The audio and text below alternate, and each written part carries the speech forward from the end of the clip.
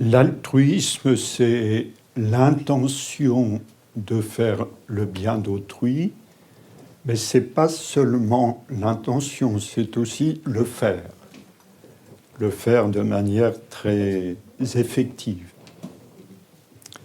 Son contraire, c'est l'égoïsme et l'individualisme, qui d'ailleurs vont très souvent de pair. L'individualisme s'est beaucoup répandu dans la société moderne, tout spécialement dans la société occidentale, entraînant de ce fait un surcroît d'égoïsme. Il y a d'abord l'égoïsme des individus au niveau individuel. Les manifestations en sont multiples. On peut en citer quelques-unes très rapidement, parce qu'on pourrait en citer des centaines et des centaines. Par exemple, n'agir qu'en fonction de ses intérêts, sans se soucier le moins du monde de ceux des autres. Par exemple, le dimanche dernier, je revenais de Lyon, j'étais dans le TER jusqu'au péage de Roussillon. Le train était bien bondé. Il y avait des gens dans le couloir et il y avait une personne qui avait mis son sac sur le siège vide à côté du sien. Et quand quelqu'un lui a demandé de le retirer pour libérer la place, la personne a réagi de manière très agressive, pas contente de devoir prendre la peine de déplacer son sac pour le mettre dans la corbeille prévue à cet effet. Des exemples de ce type, on pourrait en citer des dizaines et des dizaines. Ce sont autant d'exemples qui pourraient démontrer combien l'égoïsme peut se diffuser dans tous les actes du quotidien. Cet égoïsme individuel se traduit aussi par le fait de ne penser qu'à soi, c'est-à-dire tout interpréter en fonction de ses préjugés, être incapable de se décentrer pour examiner les choses autrement qu'à partir de ses intérêts propres. L'égoïsme individuel se traduit aussi quelquefois par le fait de faire de tout une histoire personnelle. Par exemple, on fait partie d'une équipe de travail et pour l'efficacité de l'ensemble, les postes de chacun doivent être changés, mais une seule personne de l'équipe se refuse à le faire parce qu'il est de son intérêt personnel de conserver le poste qu'elle occupe présentement. On peut ajouter aussi qu'à côté de cet égoïsme personnel, il existe ce qu'on pourrait appeler un égoïsme institutionnel. C'est-à-dire l'égoïsme qui est à l'œuvre à l'échelle des institutions, qu'elles soient grandes ou qu'elles soient petites. Il y a par exemple un égoïsme des nations. Certaines nations n'ont ou n'ont eu aucun scrupule à en dépouiller d'autres, généralement plus faibles, de leurs matières premières. Il y a aussi un égoïsme des nations pour résoudre les graves problèmes de l'environnement. Beaucoup de nations attendent que les autres fassent des efforts et s'abstiennent elles-mêmes d'en faire pour ne pas amputer leurs intérêts et économiques les plus immédiats. Et concernant d'ailleurs cette question de l'environnement, l'égoïsme se manifeste également dans le fait qu'on se soucie bien peu des générations qui vont nous suivre, que nous ayons tout notre confort, notre prospérité immédiate, même si cela doit mettre en péril les conditions de vie des générations qui nous suivront. La formule consacrée que vous avez sans doute entendue plusieurs fois pour justifier ces attitudes égoïstes, c'est la fameuse formule « après nous, le déluge ». Ça pourrait être vrai d'ailleurs au sens propre cette fois-ci, si on ne fait rien pour remédier à la situation. J'entendais l'autre jour la réaction d'une personne qui aux États-Unis est très connue.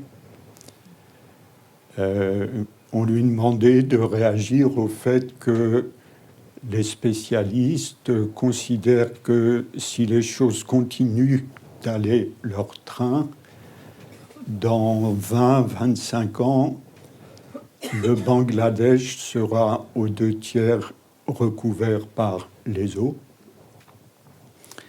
Et cette personne de dire oui, mais pourquoi est-ce que j'aurais à me soucier de ce qui va se passer dans 25 ans? J'ai bien assez de choses à régler maintenant, ça suffit comme ça.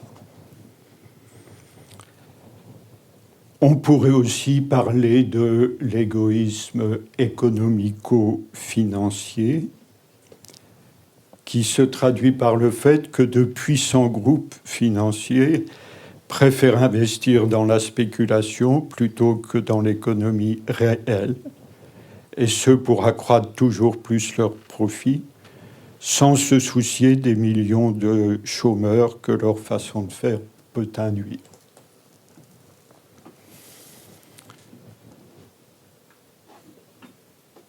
Donc, voilà brossé un rapide tableau de quelques-uns des symptômes de l'égoïsme, c'est-à-dire de ce qui est le contraire de l'altruisme. Ce qu'on peut observer, c'est que l'égoïsme et l'individualisme sont contraires à la nature des choses, laquelle est basée sur le principe de l'interdépendance, comme l'a bien démontré le Bouddha il y a 25 siècles, et comme la science le confirme à présent. Aucun être, de la fourmi à l'homme, n'existe par lui-même, n'existe en soi et par soi, dirait-on en philosophie, mais existe par sa relation à l'ensemble, au tout. Ainsi, par exemple, nous vivons par l'air que nous respirons, par la nourriture que nous absorbons, laquelle elle dépend du soleil, de l'eau, des saisons, etc. De même, aucun être humain ne pourrait survivre à la naissance sans les soins très attentifs prodigués par sa mère ou son substitut.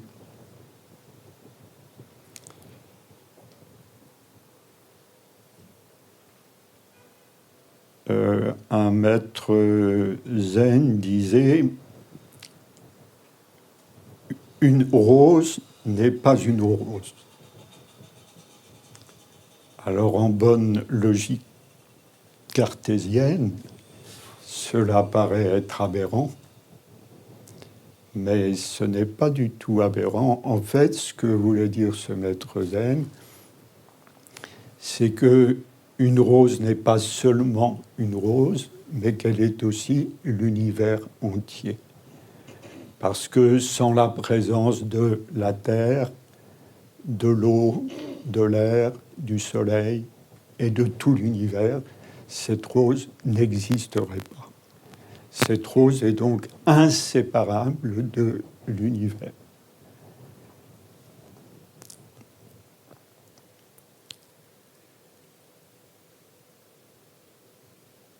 Non seulement nous avons tous besoin des autres, mais nous vivons tous par les autres et par la nature.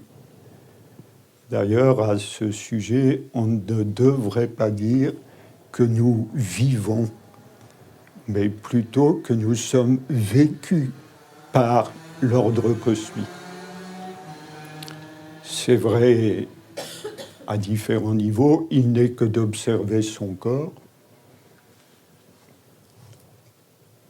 En bon individualiste que nous sommes, on dit « je digère », mais on devrait dire « ça digère ». La digestion ne dépend pas de notre volonté, ça se fait. On ne devrait pas dire « je dors », mais « ça dort », etc. Nous sommes vraiment vécus par l'ordre cosmique.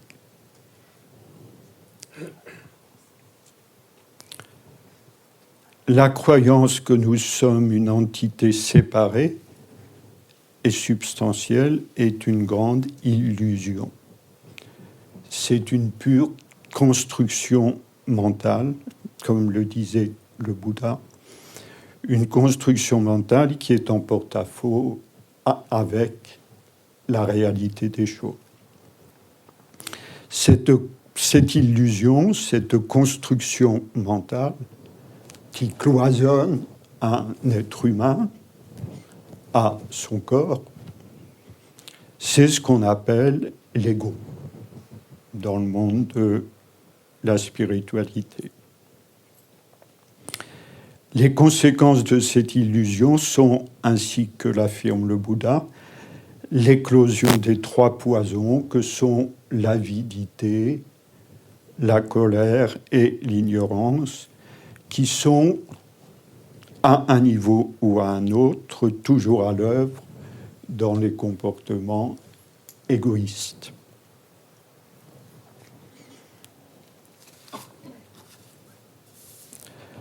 C'est le but de la voie spirituelle, de toute voie spirituelle digne de ce nom, et de la voie du zen, plus singulièrement, de mettre un terme à cette illusion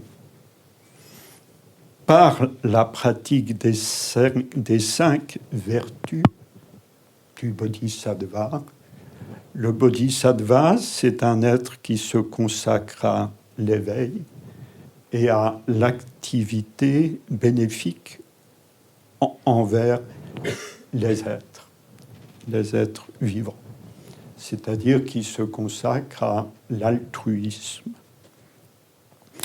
Et aussi par la pratique de zazen, la méditation telle qu'elle fut transmise par le Bouddha. Zazen, c'est un mot japonais. Zen signifie méditation et za signifie s'asseoir. Méditation par l'assise. La première de ces vertus du bodhisattva, c'est le don. Mais le don, en tant que pratique de la voie, n'est pas n'importe quel don. Ce n'est pas un don fait dans l'attente d'un retour sous la forme d'un bien de valeur semblable ou supérieur, ni celui fait dans le but d'en recevoir un avantage quelconque, comme dans le cas d'un don fait à quelqu'un en prévision d'une demande qu'on lui fera plus tard afin qu'il se sente obligé d'y répondre favorablement. Ce n'est pas non plus un don visant à flatter la personne à laquelle il s'adresse afin d'en être apprécié. Toutes ces formes de dons, qu'on devrait plutôt appeler d'ailleurs des pseudo-dons, sont tellement répandues dans les diverses sociétés et cultures que les sociologues en sont venus à considérer que le don n'est en fait qu'une modalité un peu particulière de l'échange économique ou une stratégie de pouvoir. Et que sous une apparence d'altruisme, il n'est qu'un égoïsme masqué. Ce n'est pas un don de cette nature dominé par l'ego, ses intérêts, ses attachements, que nous réclame la voix, mais le don dénué de toute attente d'un profit personnel, ce qui implique un double désintéressement vis-à-vis de la valeur de la chose qu'on donne et de la personne à qui l'on donne, dont on n'attend rien en retour. Vous savez, on entend souvent des gens dire « Oh là là, se comporter comme ça, après tout ce que j'ai fait pour lui, ça me reste en travers de la gorge. » D'accord, c'est compréhensif, c'est une réaction compréhensive, mais qui néanmoins montre que le don n'était pas complètement désintéressé. Il y avait l'attente subtile, peut-être inconsciente, mais l'attente tout de même d'un retour. Le don désintéressé est le seul apte à nous affranchir de l'ego et à nous éveiller à notre véritable nature. Ce don seul est véritablement et complètement altruiste, en ce sens qu'il ne recèle aucune composante relevant de l'ego. Et on peut observer qu'un tel type de don a le pouvoir de transformer non seulement celui qui le fait, mais aussi celui qui le reçoit. En effet, recevoir de quelqu'un un don que l'on sait être totalement pur, c'est-à-dire entièrement désintéressé, c'est recevoir de lui une preuve d'amour véritable.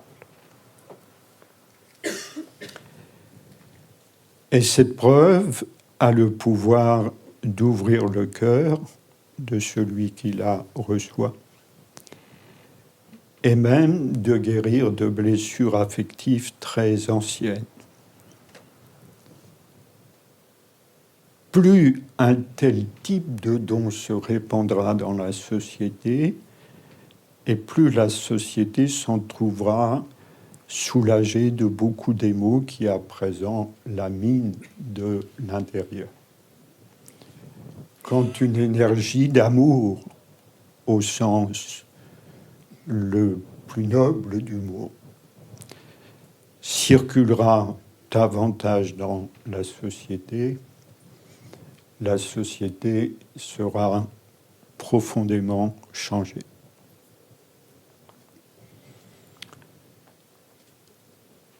Je lisais il y a quelque temps un livre de Luc Ferry, ex-ministre de l'Éducation nationale, professeur de philosophie, qui disait qu'il faut fonder l'humanisme non plus sur la raison. L'humanisme est fondé sur la raison depuis le XVIIIe siècle à peu près, mais qu'il faut le fonder sur l'amour. Et en effet, si on veut que notre société change, il faut que circule au sein de cette société cette énergie d'amour désintéressée. Dans ce sens, on peut dire que l'altruisme a un véritable pouvoir transformateur.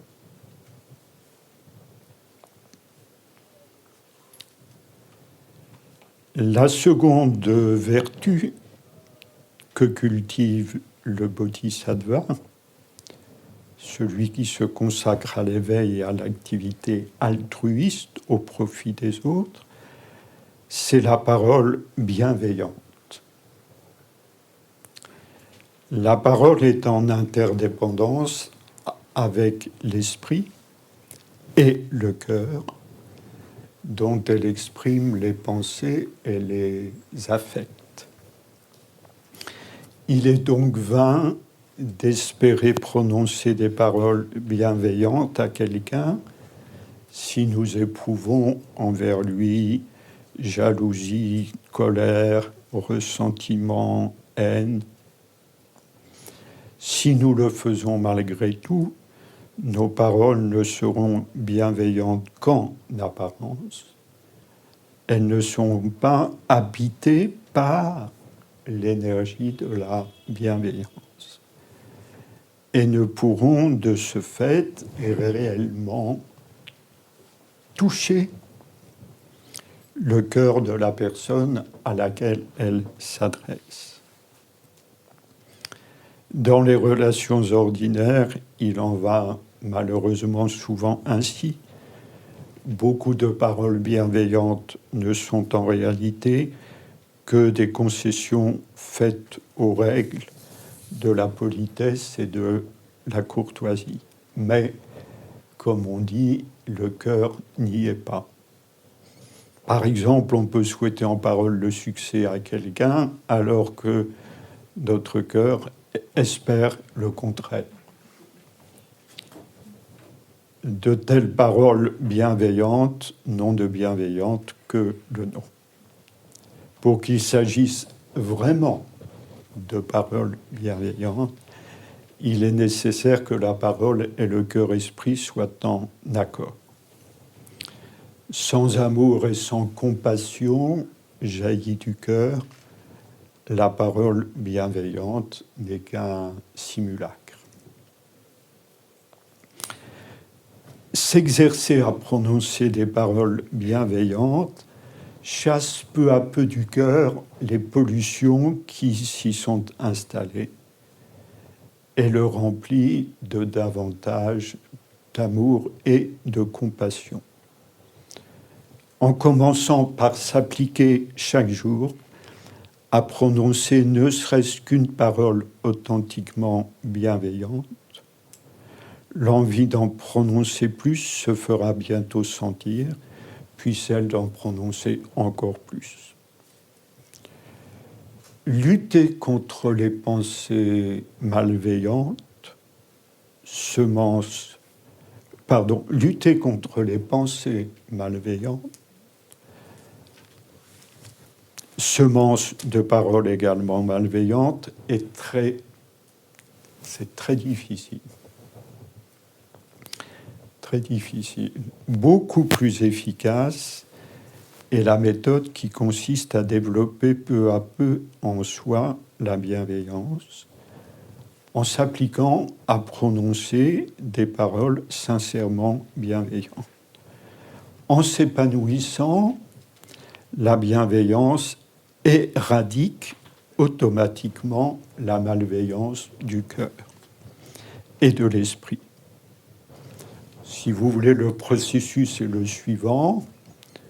en faisant croître une énergie positive, en l'occurrence la bienveillance, une énergie positive antagoniste à une énergie négative, ici la malveillance, on fait régresser puis disparaître l'énergie négative, en l'occurrence la malveillance. C'est très efficace, c'est la méthode la plus efficace, beaucoup plus efficace que la lutte contre les pensées malveillantes ou les affects malveillants. Une autre manière de purifier le cœur en prononçant des paroles bienveillantes consiste à se rappeler que la graine de l'éveil est présente dans le cœur de tous les êtres. Dans le bouddhisme, on dit la graine de l'éveil. S'il y a dans la salle des chrétiens, vous pouvez traduire que la graine divine est présente dans le cœur de tous les êtres. Et s'il y a des athées dans la salle, vous pouvez traduire par se rappeler que la graine de la compassion et de l'amour désintéressé est présent dans le cœur de tous les êtres. Parce que, bien entendu, les croyants et les pratiquants d'une religion ou d'une voie spirituelle n'ont pas le monopole des vertus du bodhisattva. Il y a des athées qui sont remplis de compassion et d'amour bienveillant.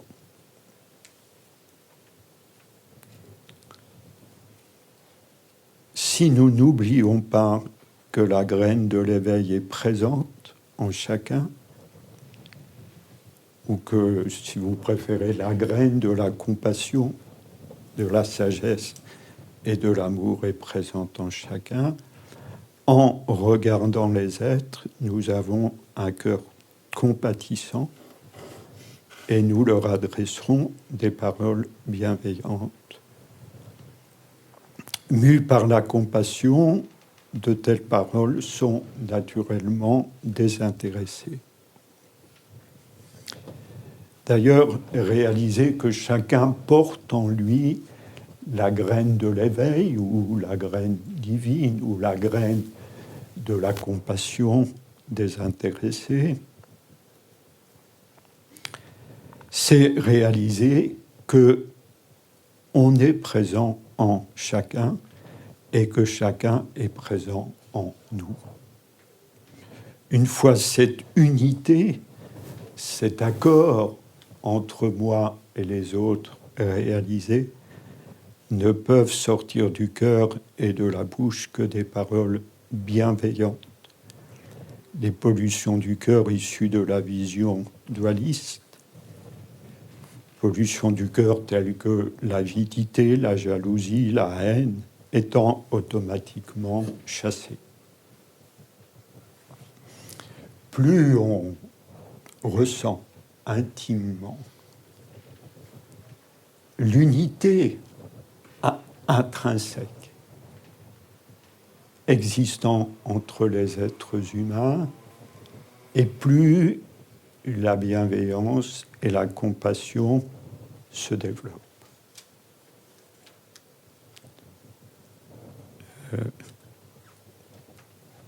Vous qui m'écoutez, vous êtes tous présents en moi, et moi que vous écoutez, je suis présent en vous tous. Et on peut dire ça de n'importe qui.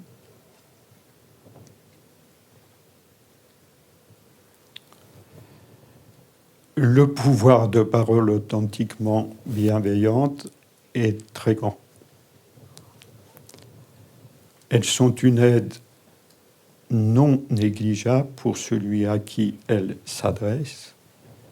C'est, soit dit en passant, sur elles que repose le pouvoir des vœux. vœux de bonne année, par exemple. Souvent, nous prononçons ces vœux de façon un peu mécanique. Mais si vraiment, quand nous souhaitons à quelqu'un la bonne année, notre cœur est présent avec bienveillance, c'est une énergie positive que nous transmettons à la personne à qui nous nous adressons.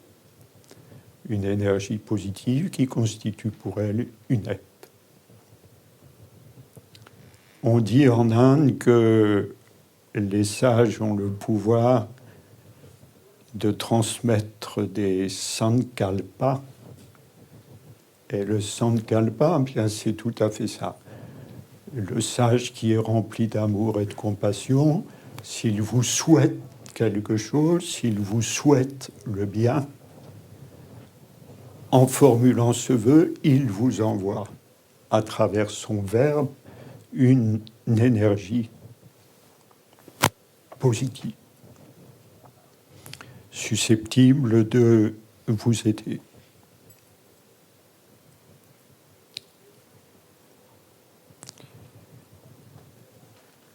Venons-en au service des intéressés, qui est la troisième grande vertu cultivée par le Bodhisattva. Beaucoup s'imaginent que si l'on donne la priorité aux autres, c'est à notre propre détriment. En fait, il n'en est pas ainsi. Certes, ceux que nous servons sont très aidés, mais le service à autrui fait aussi le plus grand bien à celui qui sert.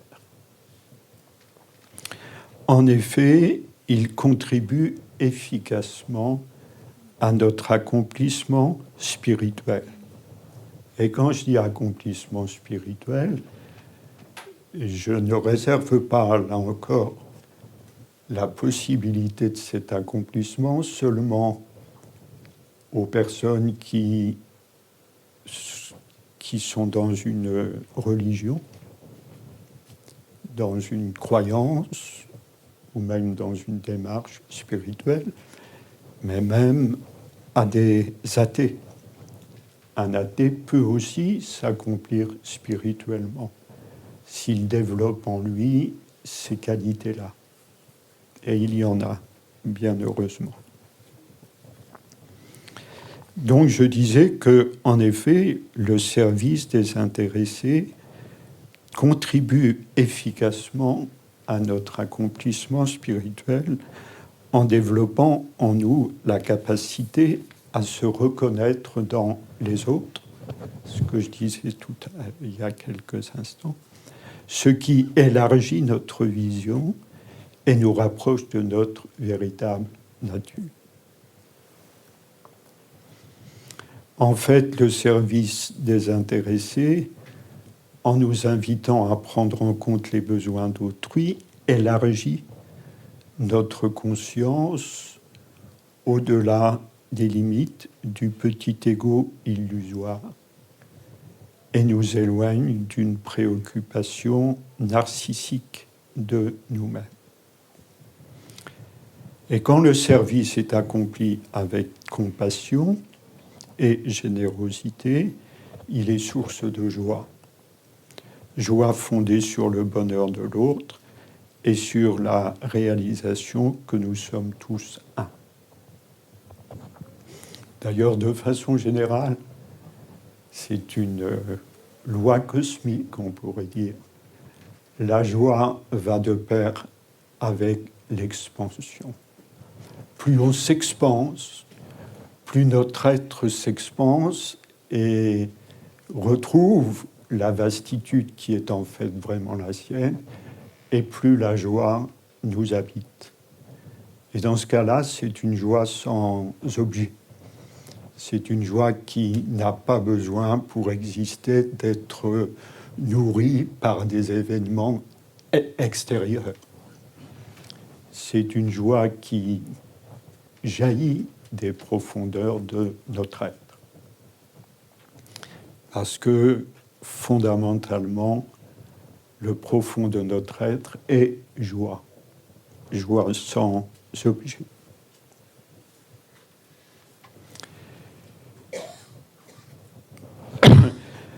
Pour être spirituellement féconde, la pratique altruiste doit donc être désintéressée, ce qui suppose qu'elle soit faite sans ostentation, sans que les autres sachent ou voient qu'on a rendu service. À notre époque, des gens célèbres, pas tous, mais certains gens célèbres, font du caritatif à grand renfort de publicité, en veillant à ce que les médias en soient informés. Dans ce cas, le service n'est plus désintéressé, et bien que matériellement efficace, sa valeur spirituelle est supprimée, est annihilée. Ce désintéressement suppose aussi ne pas attendre de reconnaissance de celui ou celle à qui le service est offert. Si ce type d'attente est présent, la démotivation à servir apparaît très vite, dès que l'ego n'a pas reçu à travers le service ce que subtilement il espérait recevoir.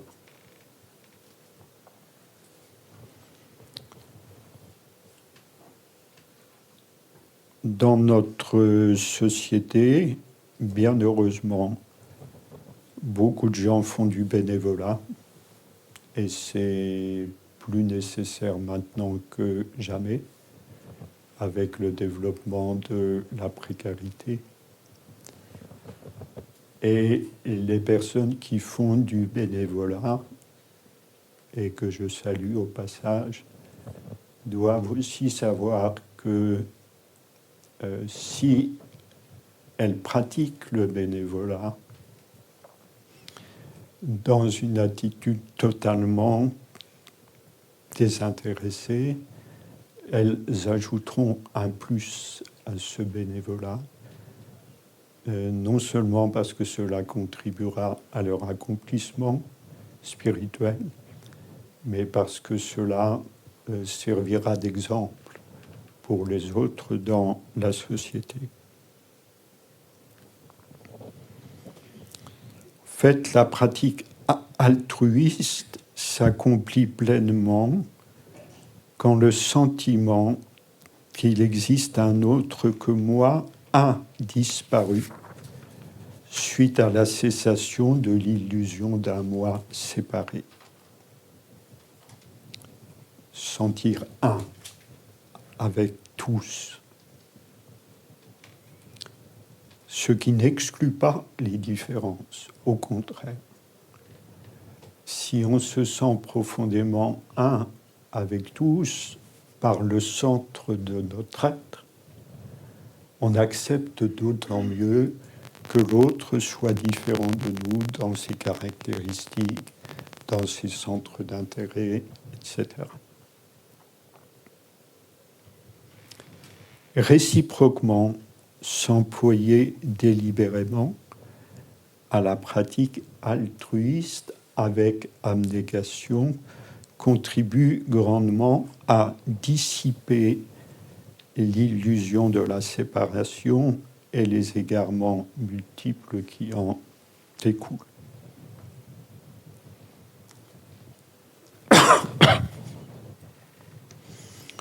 En fait, en vertu du principe de l'interdépendance, un principe qui est extrêmement profond et qui demande toute une réalisation spirituelle pour être vraiment réalisé dans toute son amplitude. En fait, en vertu du principe de l'interdépendance, si on fait du mal à autrui, c'est aussi à nous-mêmes qu'on le fait. Et si on fait du bien à autrui, c'est aussi à nous-mêmes qu'on le fait. C'est comme ça parce que fondamentalement, tout est un.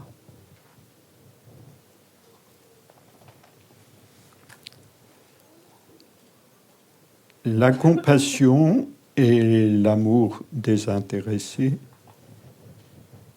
constituent les 4e et 5e vertus du Bodhisattva et se fondent sur une conscience non duelle. Ainsi, dans le Sutra du Diamant, le Bouddha dit que celui qui croit qu'il aide ou sauve les autres se trompe, car fondamentalement, l'autre n'existe pas, car nous sommes tous un, comme des vagues à la surface du même grand océan. L'illusion de l'autre est concomitante de l'illusion du moi. Parce qu'il est affranchi de l'illusion d'un moi séparé, l'authentique bodhisattva l'est aussi de l'illusion d'un autre. De ce fait, son aide est spontanée et au-delà de la distinction entre celui qui aide et celui qui est aidé. Si vous voulez, c'est une aide un peu comparable à celle qu'on met à se soigner. Si par exemple notre main gauche est blessée, notre main droite en prend soin sur le champ, en toute spontanéité et sans la présence du moindre esprit dualiste, du fait que main gauche et main droite sont perçues comme étant moi. Et quand moi n'est plus limité au corps, mais s'étend à l'univers entier, ce n'est pas un autre que j'aide en aidant ceux que l'illusion de la séparation nous fait d'ordinaire percevoir comme les autres. Le fondement de l'illusion de la séparation, c'est-à-dire le fondement de l'ego, c'est l'identification au corps, parce qu'en s'identifiant au corps, on considère que la peau du corps représente la frontière entre ce que j'appelle moi et ce que j'appelle l'autre ou ce que j'appelle le monde. En fait, cette frontière n'existe pas vraiment. Parce que entre le corps et l'extérieur du corps, les échanges sont multiples et que la vie n'est possible que justement parce qu'il y a cette porosité, cette interdépendance entre le corps et ce qui est extérieur au corps. Alors, la frontière moi, ce qui n'est pas moi, ainsi que le Bouddha le dit, c'est une simple construction mentale. Une fausse idée, comme il le disait aussi.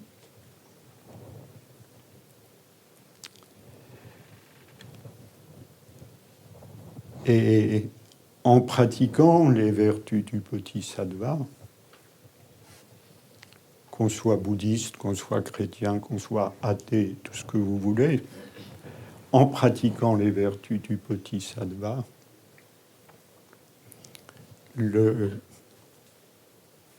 cette illusion d'un moi séparé et autonome se dissout.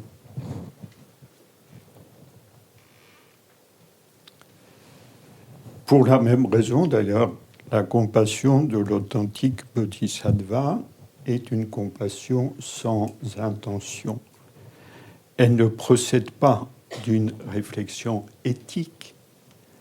Elle échappe à l'éthique sans s'opposer à l'éthique. Quand le passage du petit moi illusoire au véritable soi-même est effectué, Et notre véritable soi-même, c'est l'univers entier. Les valeurs éthiques telles que la compassion, la non-violence, la bienveillance. Les valeurs éthiques imprègnent naturellement nos actes, nos paroles et nos pensées, sans même que soit consciente, sans même que soit présente l'intention consciente de les respecter. Et à l'opposé, lorsque dans une société, le matérialisme et l'individualisme ambiant étouffent les aspirations spirituelles, les valeurs éthiques tarissent, tel un lac séparé de la source qui le nourrit en nous. Ceux, et ils sont nombreux, qui, à l'heure actuelle, réclament à juste titre une refondation des valeurs éthiques, feraient bien de ne pas oublier ça. Si on veut vraiment revivifier les valeurs éthiques, et c'est vrai qu'il y a nécessité à le faire, il faut remonter jusqu'à la source même d'où elle procède, à savoir la réalisation spirituelle par la pratique d'une voie. Si des bodhisattvas accomplis s'élèvent en nombre suffisant, une solide et durable renaissance des valeurs éthiques se produira inévitablement pour le plus grand bien de la société tout entière.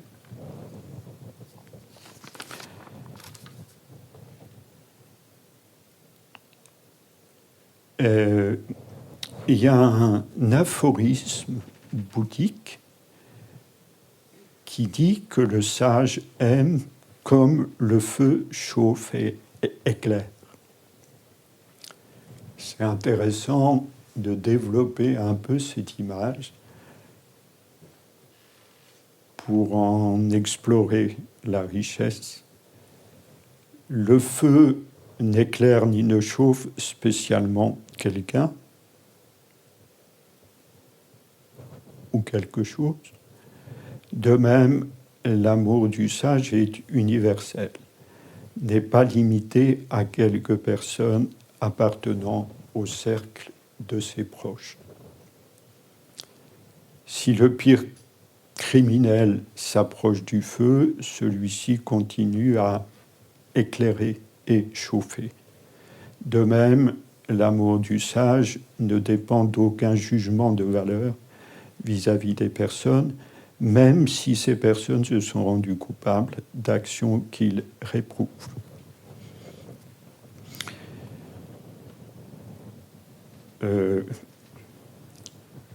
Du temps du Bouddha, un disciple, une personne qui s'était rendue coupable de meurtre s'est présentée au Bouddha,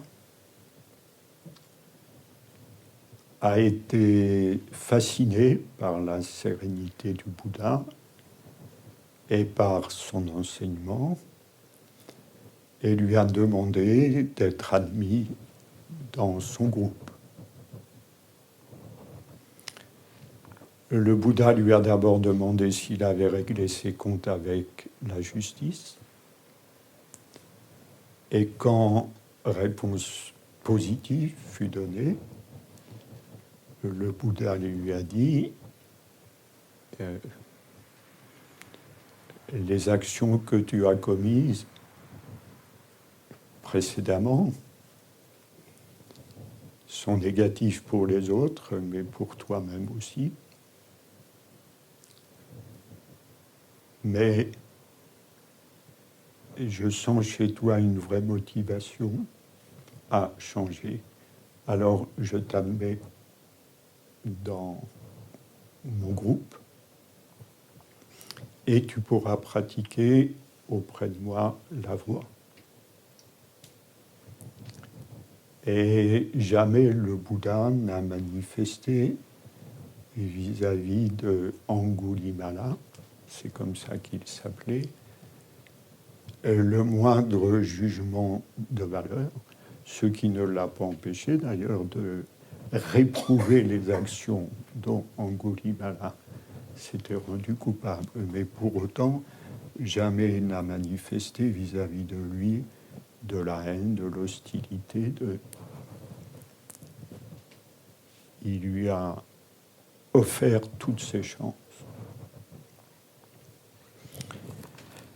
De même, si quelqu'un injurie le feu, par exemple, si quelqu'un s'est brûlé et se lance dans des imprécations contre le feu ne se dispense pas pour autant de l'éclairer et de le chauffer. De même, l'amour du sage est inconditionnel. Ainsi, à son disciple Devadatta, qui avait attenté à la vie du Bouddha à plusieurs reprises et qui le poursuivait d'une jalousie féroce, le Bouddha a offert son amour quand, sentant sa fin prochaine, ce disciple est venu implorer le pardon du maître.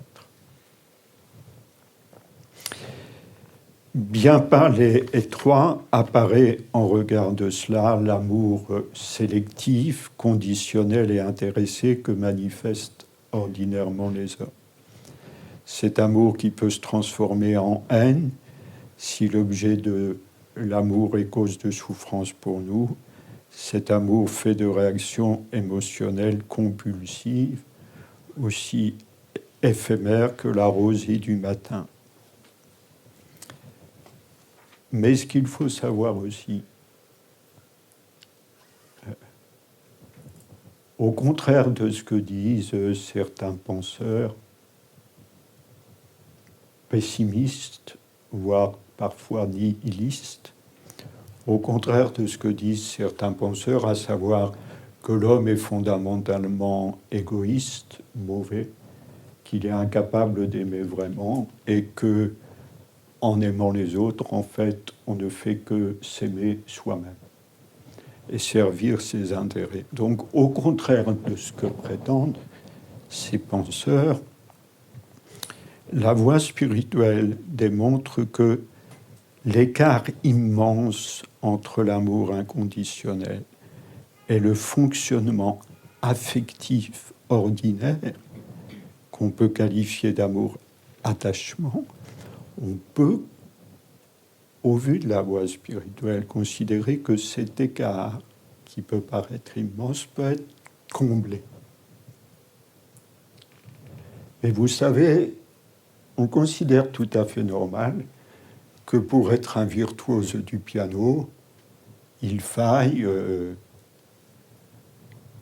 s'y consacrer, il faille qu'il y consacrer 7 ou 8 heures par jour, des semaines, des mois et des années durant. On trouve ça tout à fait normal. Mais en revanche, la plupart du temps, on voudrait que des qualités telles que l'amour désintéressé, la compassion et d'autres vertus de ce genre, la bienveillance, se développent en nous spontanément et ne requièrent aucun entraînement. C'est une vue fausse. Il y a en nous, en tout être humain, un grand potentiel de sagesse, de compassion, d'amour, mais faut-il encore le développer? Faut-il encore s'entraîner? Et cet entraînement-là, l'homme moderne est peu disposé à le faire, pris qu'il est beaucoup par l'extérieur. Mais il faut savoir que c'est possible. Il faut savoir qu'en chaque être humain, il y a toutes ces graines-là. Des graines qui demandent à éclore et qui peuvent éclore si on les cultive sciemment.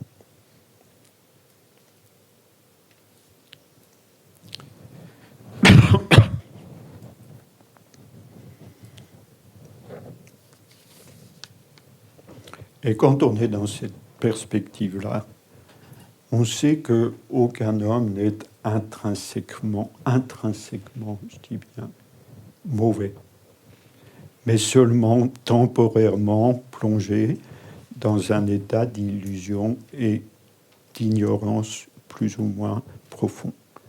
Et c'est à cet état d'ignorance et d'illusion et aux souffrances qu'il entraîne chez celui qui en est victime que s'adresse la compassion et l'amour inconditionnel du sage.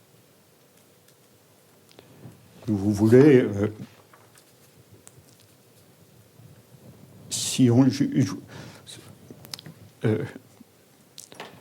lorsque j'étais prof dans l'éducation nationale, j'ai essayé d'appliquer cette parole, cet enseignement. Un prof peut avoir la tentation d'adresser un jugement péremptoire vis-à-vis d'un élève. Celui-là, il est nul. Mais je faisais toujours des efforts pour voir la graine qu'il y avait là. Graine non seulement au niveau de la discipline que j'enseignais, la philosophie, mais graine aussi au niveau de son état d'être humain.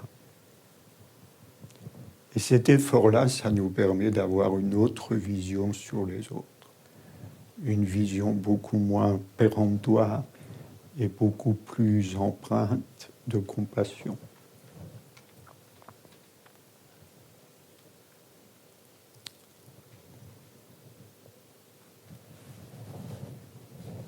Le second et grand remède à l'illusion d'un moi séparé, illusion à l'origine d'un sentiment chronique de manque et de multiples souffrances, c'est la pratique de la méditation assise, dont je vous ai parlé tout à l'heure, qu'on appelle dans le zen le zazen. Beaucoup croient que méditer s'apparente à du nombrilisme, à une sorte de narcissisme poussé à l'extrême. En fait, c'est exactement l'opposé. Zazen nous libère de la prison du moi en nous faisant passer d'une conscience égotique et dualiste à une conscience vaste, génératrice de sagesse, de compassion et de paix. Et d'hommes intérieurement sereins, compassionnés et authentiquement altruistes, c'est exactement ce dont notre société a le plus grand besoin. C'est en ce sens que le maître zen Thich Nhat Hanh, peut-être que certains en ont entendu parler, dit que, je le cite, « L'apaisement de notre esprit est un acte politique ». Fin de citation. Pour surprenante qu'elle puisse sembler, tout d'abord, cette déclaration de Thich Nhat Hanh n'en est pas moins profondément vraie. Que peuvent en effet apporter de bon à la société des actions inspirées par l'avidité, la colère, la haine, la malveillance?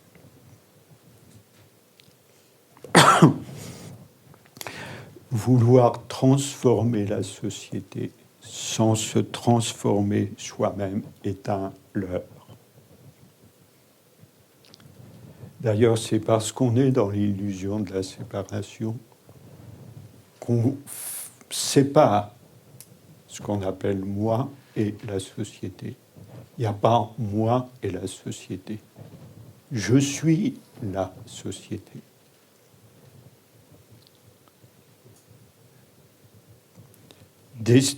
Oui, c'est un leurre. vouloir transformer la société sans se transformer soi-même. Des siècles d'histoire sont là pour le prouver.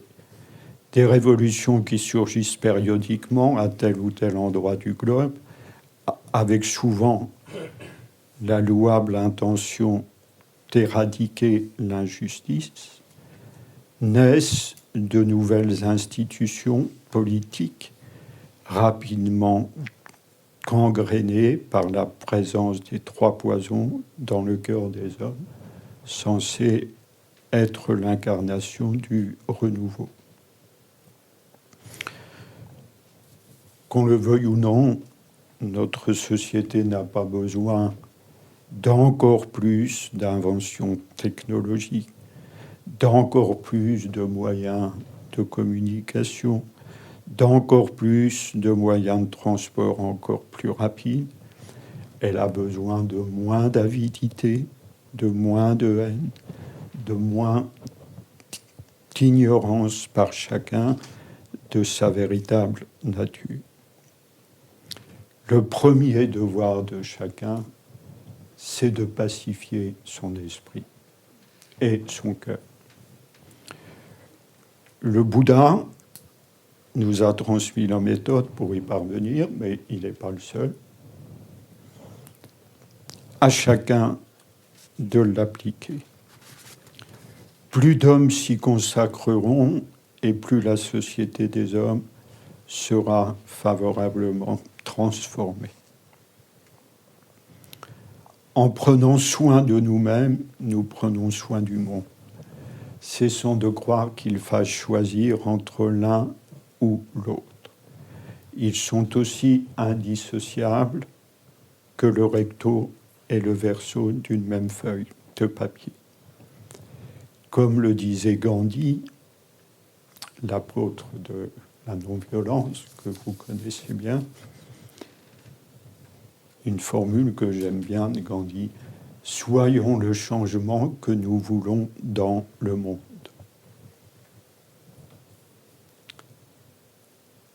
Ainsi, dans le cadre d'une voie spirituelle telle que le zen, l'altruisme ne consiste pas seulement à œuvrer au bien d'autrui.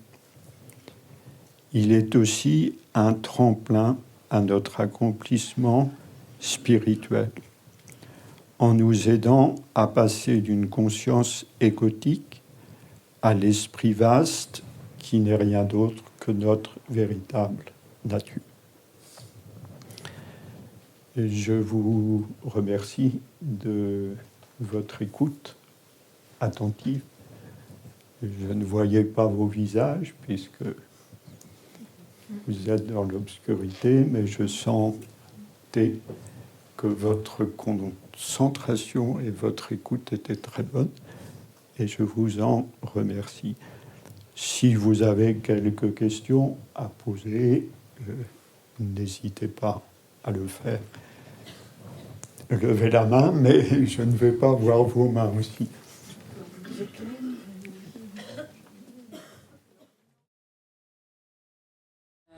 Donc vous parlez d'altruisme et du fait d'être dans le don, désintéressé, et que cela peut permettre de notre épanouissement ou nous amener à la voie, mais du coup, c'est compliqué cette notion d'être sans volonté dans le don.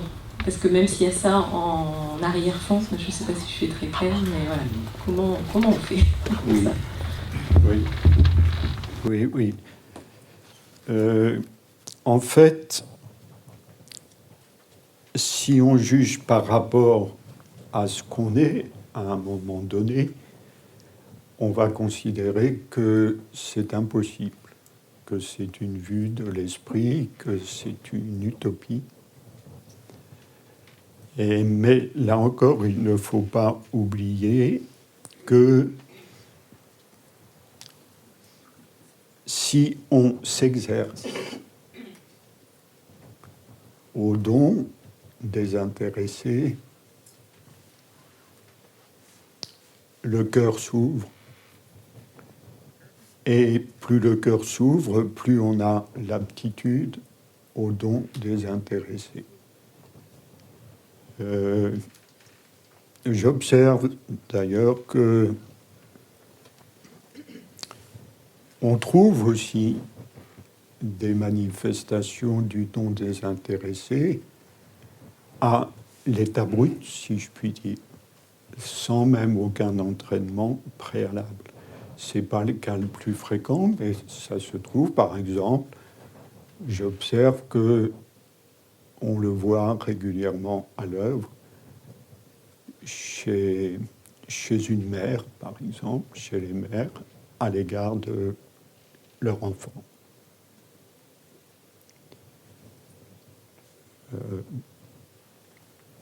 L'amour maternel est très souvent un amour désintéressé. Et le don de la mère à son enfant, en temps, en énergie, en disponibilité, en amour, est très souvent un don désintéressé. C'est la preuve que cette aptitude existe bel et bien chez les êtres humains. Alors, tout l'enjeu, c'est de faire passer cette aptitude d'une application à très petite sur une échelle très petite, par exemple sur son enfant, à une échelle plus grande. Et ce qui permet ce passage, c'est l'exercice, l'entraînement, s'appliquer à dons désintéressés, à des paroles bienveillantes, et aussi la pratique de la méditation, de l'assise silencieuse. Vous savez, une des choses que m'a apprise la pratique de la voie spirituelle, que je suis depuis plus de 40 ans, c'est qu'il y a en tout être humain une infinie richesse. Et que souvent, on meurt sans avoir exploité le 10e de cette infinie richesse. Et si on a confiance déjà dans cette infinie richesse que nous sommes, eh bien, notre talent et notre enthousiasme à pratiquer la bienveillance, le don désintéressé, le service désintéressé, n'en sera que plus grande. Surtout, ayez confiance. Ayez confiance en vous. Ayez confiance en votre potentiel. Je regrette que dans notre société moderne, le climat aussi bien intellectuel qu'artistique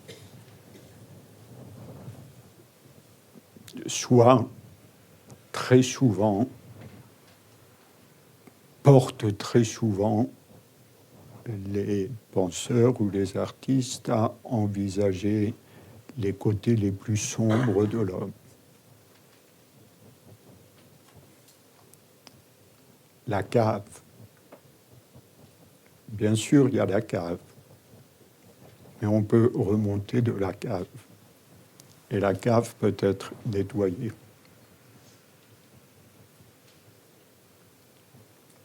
Et il y a le ciel infini qui s'ouvre quand on sort de la cave. Ça, il ne faut pas l'oublier. La question portait sur la phrase l'apaisement de notre esprit est un acte politique. Alors, je vous pose la question sous une forme humoristique. Comment faites-vous pour fonder le parti de l'apaisement de l'esprit ? Il ne faut surtout pas le fonder. Voilà.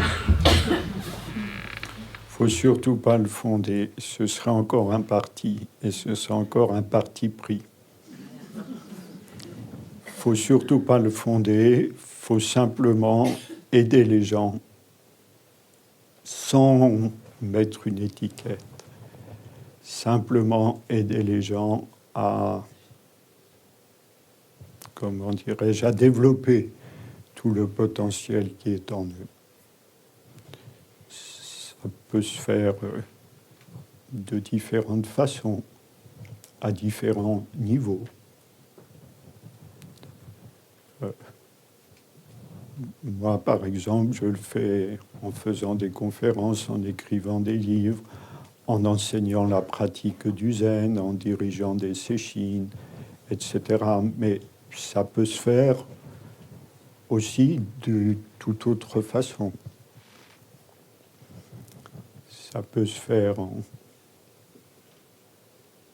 s'appliquant dans son coin à faire le bien, à éviter le mal, à s'entraîner, comme je le disais tout à l'heure, au don désintéressé, à la parole bienveillante.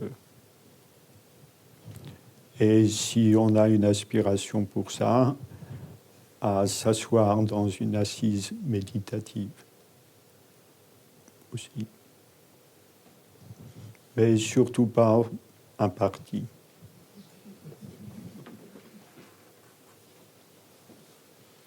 Il faut que ça se fasse dans l'informel,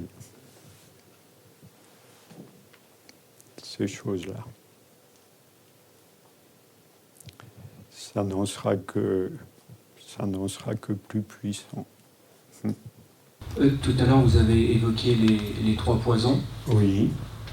Si vous pouvez nous en dire plus, préciser. Oui. Donc les 3 poisons, c'est l'avidité, la colère et l'ignorance. Les 2 premiers poisons, l'avidité et la colère, se déclinent de multiples façons. L'avidité, la racine même de l'avidité, c'est l'attraction. Et la racine même de la colère, c'est la répulsion. Et quand on observe son mental,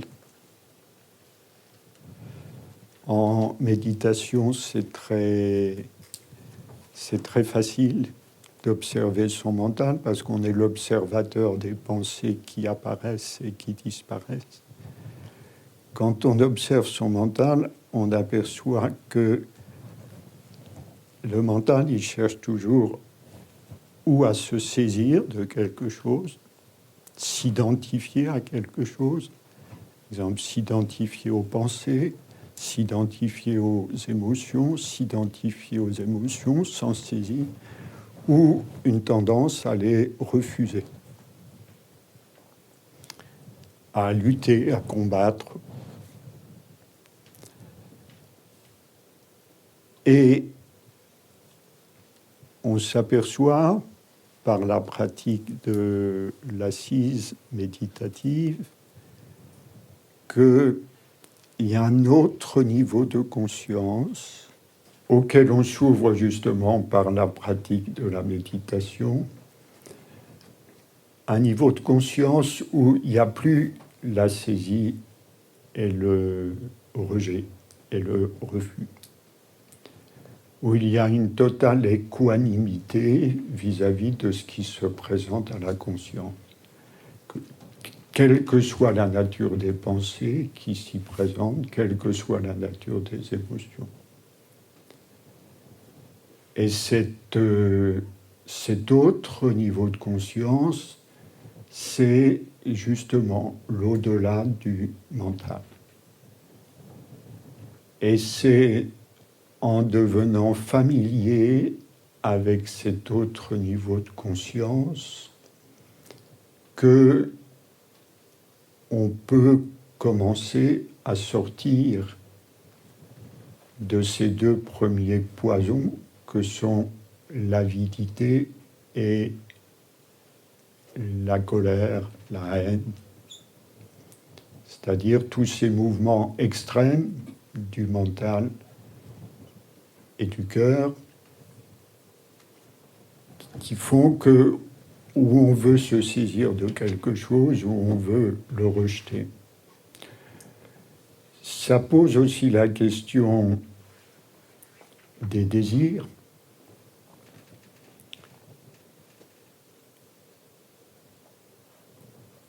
Les désirs sont en soi salutaires. En revanche, ce qui est très préjudiciable à l'être humain, c'est l'attachement au désir et la multiplication des désirs. Et on s'aperçoit par la méditation, par l'habitude de la méditation, on s'aperçoit que quand on accède à une conscience au-delà du mental, il y a un état de plénitude qui se manifeste, accompagné du sentiment que rien ne manque et que rien n'est en trop. Et l'expérience de cet état de plénitude met tout de suite un frein à la prolifération des désirs. Parce que quand on est naturellement bien, intérieurement, on n'a pas de désir. Je ne sais pas si vous avez lu un livre de Becbéder, un de ses premiers livres. Becbéder, c'est un ancien publiciste.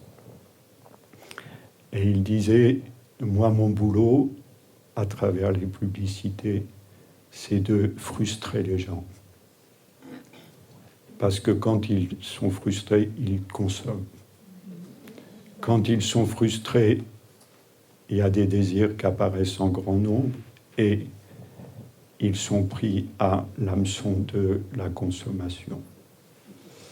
Par exemple, vous avez acheté il y a 2 ans une belle voiture, vous en êtes content, et dans son livre, Becbéder dit « Moi, mon boulot, c'est de faire une pub qui présente une voiture encore mieux que la vôtre. Et en voyant ma pub, vous allez être frustré. Et vous aurez envie d'une autre voiture. » C'est un exemple parmi d'autres, mais qui montre bien que la mécanique à l'œuvre dans la prolifération des désirs, c'est le manque, c'est la frustration. Et on peut observer que jamais la multiplication des biens et de l'avoir ne comble le sentiment de manque. Au contraire, ainsi que le dit le proverbe, plus on en a, plus on en veut.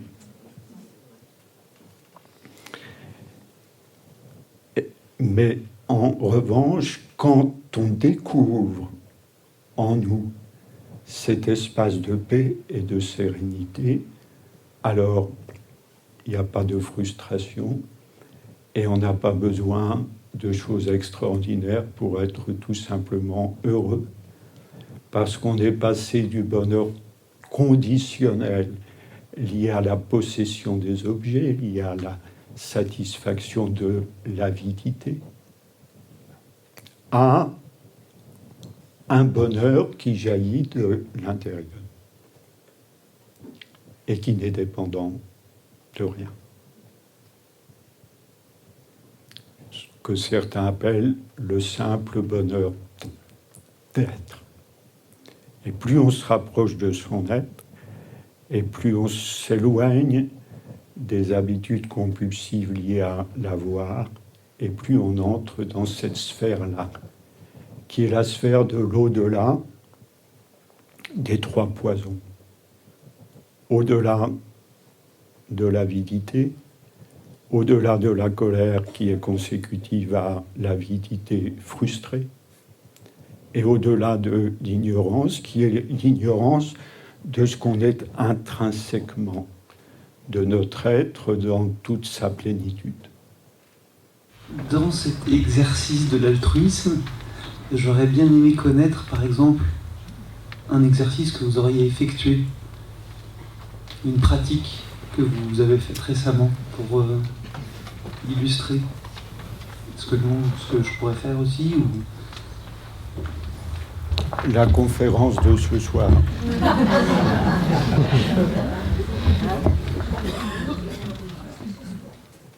Voilà, c'est l'exemple le plus immédiat, la conférence de ce soir.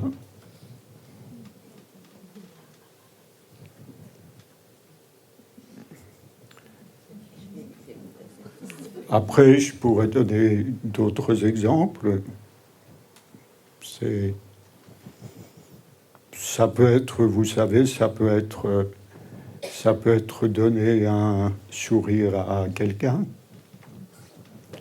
Ça peut être paisible intérieurement auprès de quelqu'un, parce que ça contribue à le pacifier aussi. Ça peut être lui dire une ou deux paroles. Ça peut être l'écouter vraiment. L'écouter sans a priori, sans jugement, l'écouter vraiment. Parce que l'écoute désintéressée est vraie, un pouvoir thérapeutique très très grand. Alors ça peut être tout ça, l'altruisme. Ça peut même être, moi ça m'est pas arrivé par contre cet exemple-là, mais ça peut même être soigner un oiseau malade qui est tombé d'un arbre.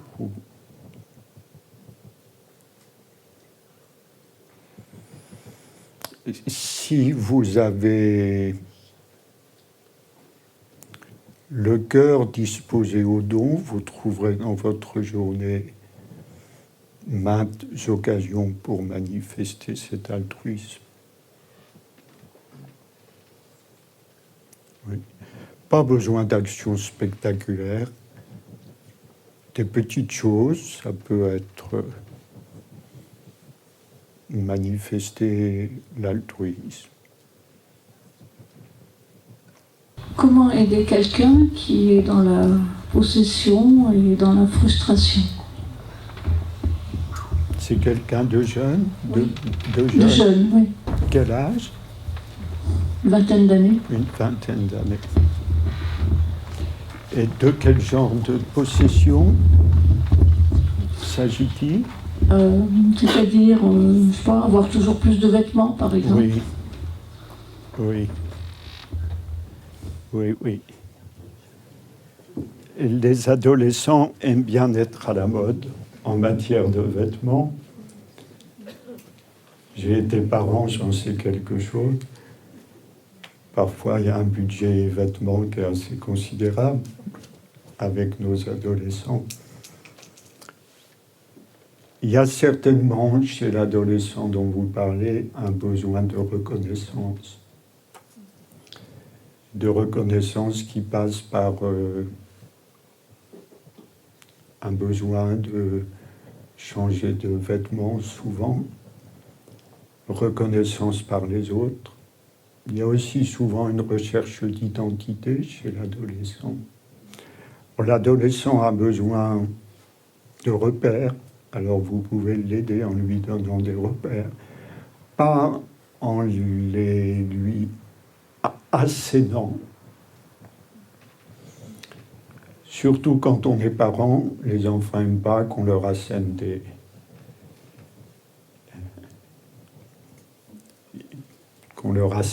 vérités. En leur montrant l'exemple, en leur glissant une petite remarque incidemment. Et puis, vous pouvez l'aider aussi en veillant à ce que votre amour envers lui ne soit pas affecté par les difficultés qu'il peut traverser ou par les travers dans lesquels il peut tomber. Ce qui ne veut pas dire que vous accepterez forcément ces travers. Vous pouvez ne pas les accepter et lui dire que vous ne les acceptez pas. Mais si, à travers les repères que vous lui donnez, et vous avez toujours envers lui cet amour-là, et ce sera une aide importante pour lui.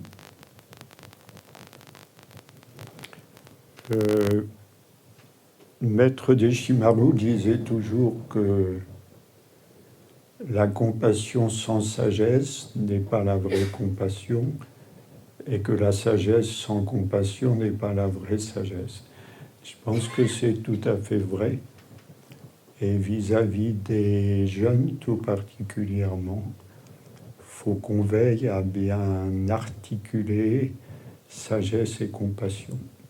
Sagesse, c'est-à-dire avoir de la compassion pour les jeunes, c'est pas leur passer tout, c'est faire montre de certaines exigences vis-à-vis d'eux, mais c'est aussi manifester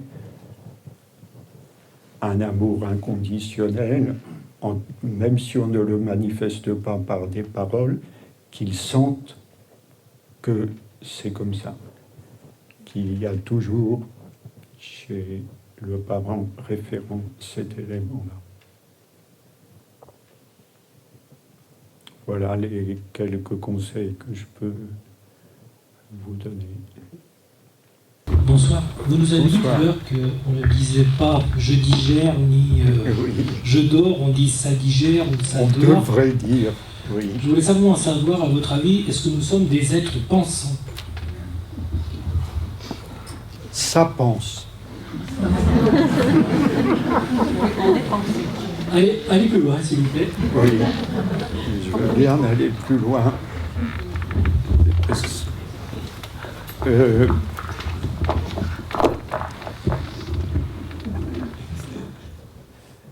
Lorsque on a un petit peu l'expérience de la méditation, de l'assise méditative, on s'aperçoit que dans la vie quotidienne, on s'identifie sans cesse à nos pensées. C'est-à-dire qu'on se prend pour un jeu qui pense.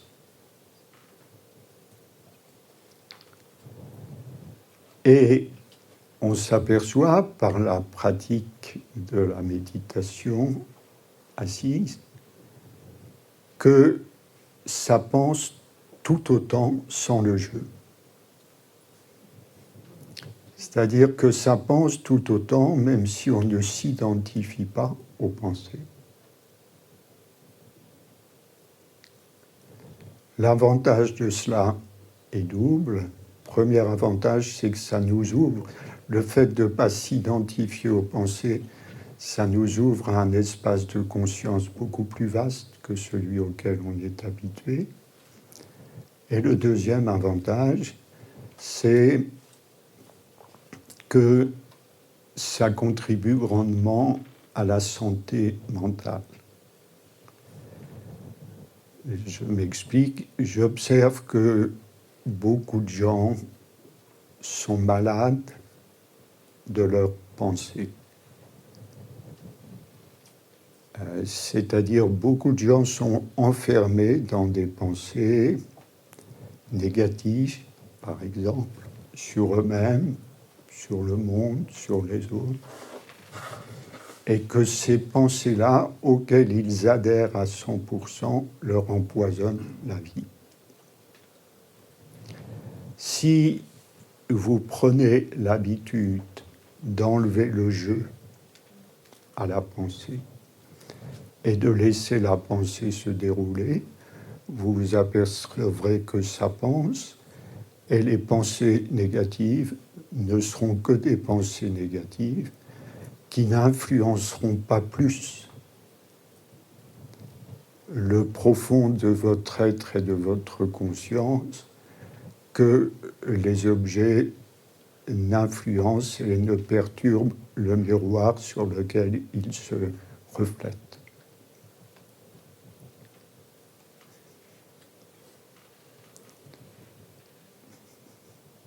Et ça, c'est la libération.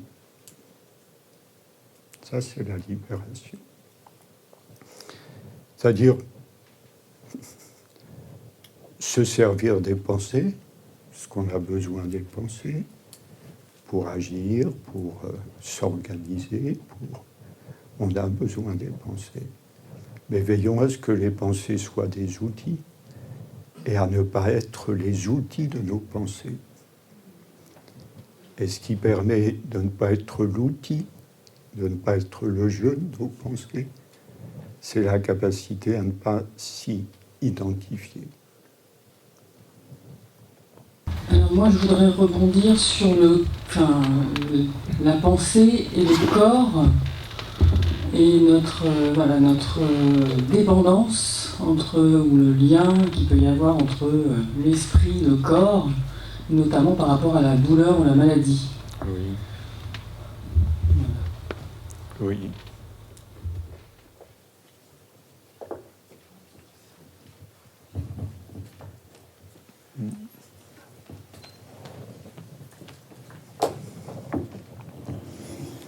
Dans la pratique de la méditation,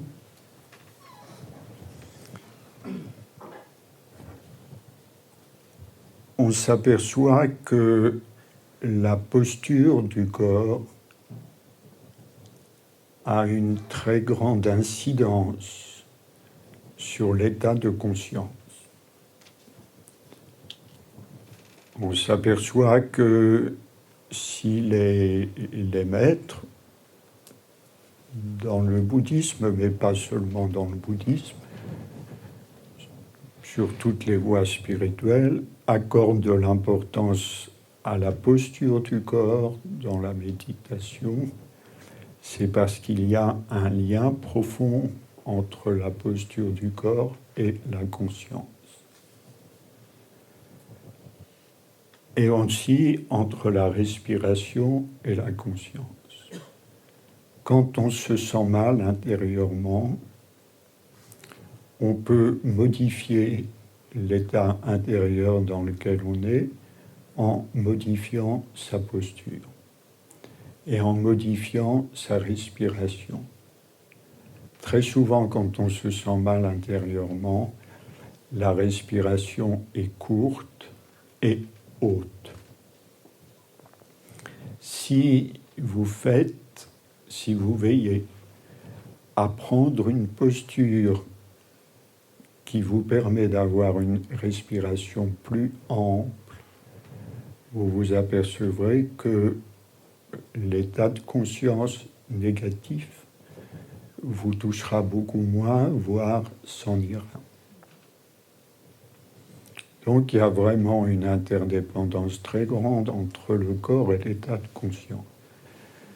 Dans le zen aussi, on a des postures bien spécifiques, telles que celle-ci, ce qu'on appelle le gassho, ou sampai, la prosternation, d'autres postures aussi, et on s'aperçoit que toutes ces postures-là soutiennent une conscience à l'état d'éveil. Donc vraiment, il ne faut pas hésiter à utiliser le corps à travers des postures spécifiques et des respirations conscientisées pour sortir d'états de conscience négatifs ou pour toucher à des états de conscience de plénitude. Le Bouddha disait que le corps est une barque qui nous permet d'atteindre l'autre rive, c'est-à-dire la rive de l'épanouissement intérieur. Et en effet, c'est vraiment ça. Le corps est un instrument magnifique. Et si on sait en jouer, il nous permet d'avoir une certaine maîtrise sur nos états de conscience. En ce qui concerne la douleur,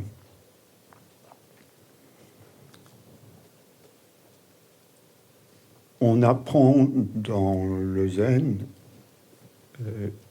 au niveau des douleurs qui peuvent être produites par l'assise, en lotus ou en demi-lotus, on apprend dans le zen à prendre une certaine distance vis-à-vis de la douleur,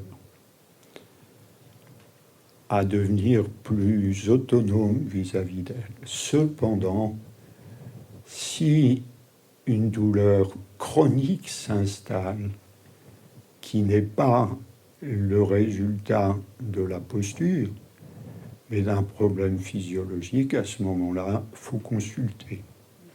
Parce que le corps, il faut aussi le respecter. Il ne faut pas le brutaliser. Il ne faut pas tomber dans une attitude négative vis-à-vis de lui. Quand il s'agit de douleurs très fortes,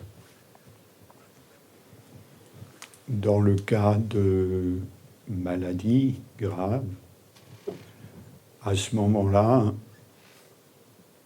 l'aide que peut fournir le corps médical est précieuse. Parce que les douleurs aiguës sont très envahissantes, même pour la conscience. Ou alors il faut avoir un niveau de réalisation spirituelle extrêmement élevé pour pouvoir maintenir un état d'équanimité au niveau de la conscience quand les douleurs sont aiguës. La plupart du temps, il est plus sage d'avoir recours à des antalgiques. Voilà. Donc c'est ça. Le corps, c'est un très bel outil ou un très bel instrument. Il faut savoir en jouer, il faut savoir aussi le protéger. Ni complaisance, ni masochisme.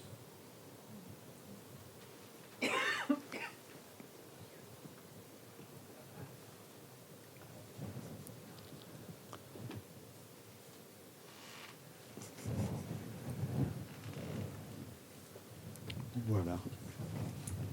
Très bien. Eh bien, ça fait bientôt 2 heures qu'on est ensemble. Peut-être avez-vous envie de rentrer chez vous.